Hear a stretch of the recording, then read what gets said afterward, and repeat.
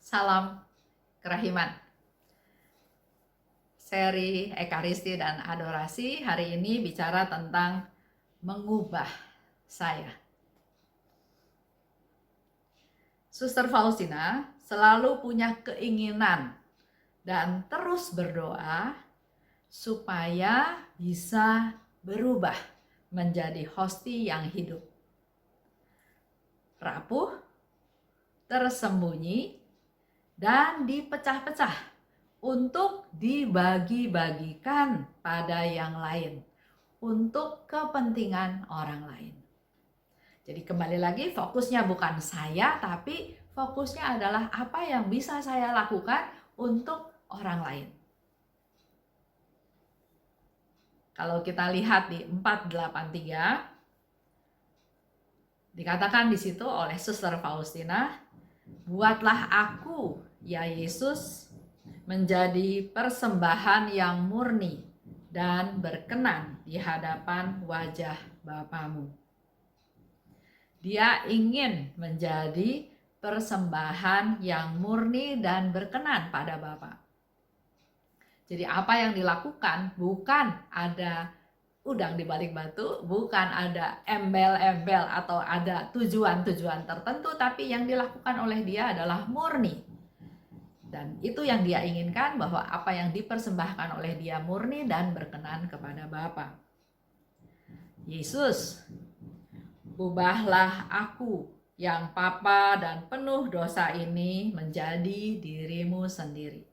Dia sadar dia papa, dia sadar dia berdosa, dia sadar dia tidak berdaya, tapi dia tetap mengandalkan Tuhan, minta pada Tuhan untuk merubah dia.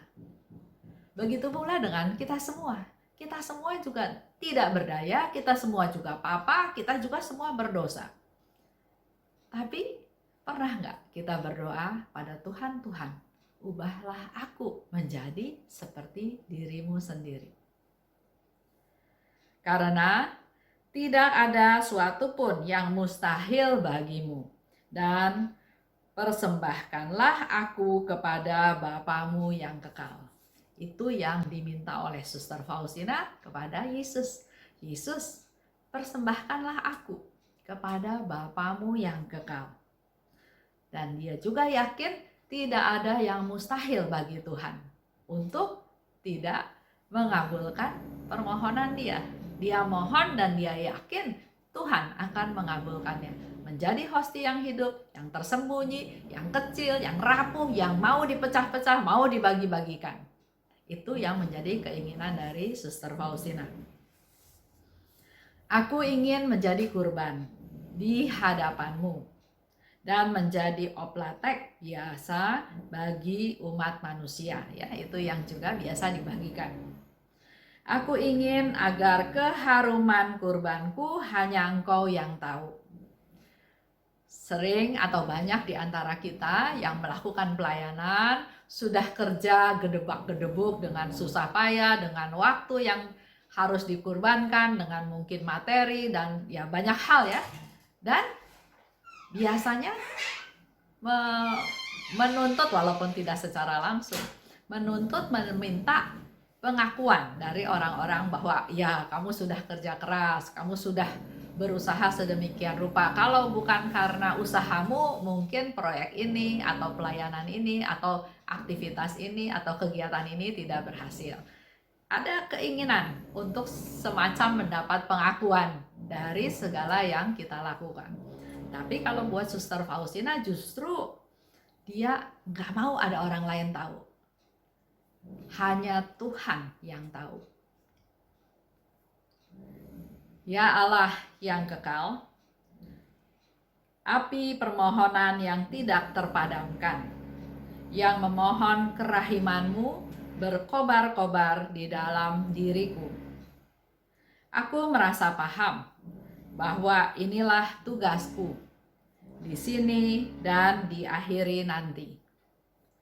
Engkau sendiri telah menyuruh aku untuk berbicara tentang kerahiman yang agung ini dan tentang kebaikan-Mu. Jadi Suster Faustina tahu tugasnya adalah mewartakan kerahiman Tuhan, bercerita tentang kebaikan Tuhan. Itu yang menjadi tugasnya dia, dan otomatis tugas kita semua. Mewartakan kerahiman Tuhan, orang yang belum kenal kerahiman, mengalami kerahiman Tuhan melalui kehadiran kita, dan juga terus bercerita tentang kebaikan Tuhan. Kalau baca di 6:41, di situ dikatakan, oh, betapa menggembirakan, menghampakan diri demi keselamatan jiwa-jiwa yang kekal. Dia menghampakan diri, dia berdoa silih, dia menyatakan dia tidak ada apa-apanya, tidak punya apa-apanya. Semua yang dia lakukan adalah untuk keselamatan jiwa-jiwa yang kekal. Aku tahu bahwa biji gandum harus ditumbuk dan digiling supaya menjadi makanan. Untuk menjadi berguna, perlu diproses, perlu digiling, perlu hancur, perlu hilang. Untuk menjadi makanan, untuk kepentingan orang lain. Kalau biji gandum ini tidak diproses, dia akan tetap biji gandum yang mungkin tidak bisa menjadi makanan untuk mereka yang lapar, untuk mereka yang membutuhkan. Mau menjadi kurban, mau diproses, mau digiling, hancur, hilang. Nggak kelihatan lagi biji gandumnya, berubah menjadi makanan yang bisa mengenyangkan orang lain yang lapar. Demikian pula, aku harus menjadi hancur agar berguna bagi gereja dan jiwa-jiwa.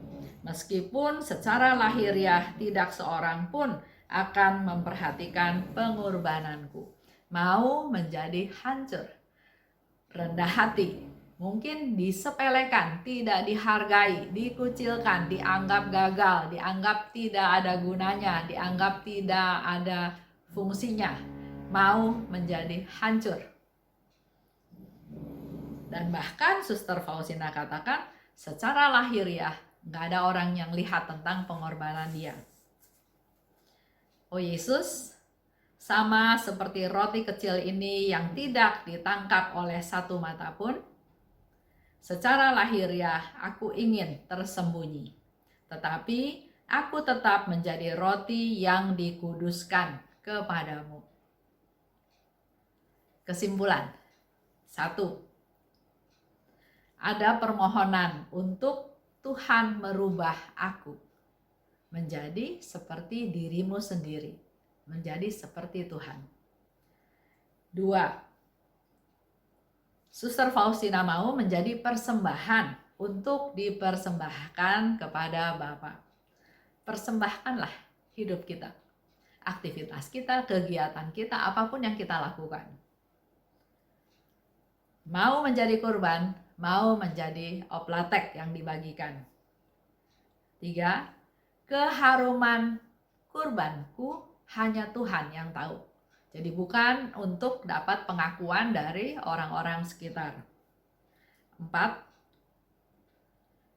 Dia tahu tugasnya di dunia adalah untuk menjadi kurban, berbicara tentang kerahiman Tuhan, berbicara tentang kebaikan Tuhan.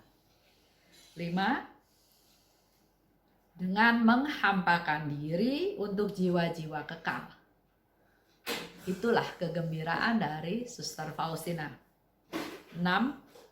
Mau hancur seperti biji gandum yang digiling, ditumbuk untuk menjadi makanan yang berguna untuk gereja dan jiwa-jiwa. 7. Tetap ingin jadi roti yang secara lahiriah tersembunyi, tapi dikuduskan bagi Tuhan. Itu aja untuk hari ini. Terima kasih. Salam kerahiman.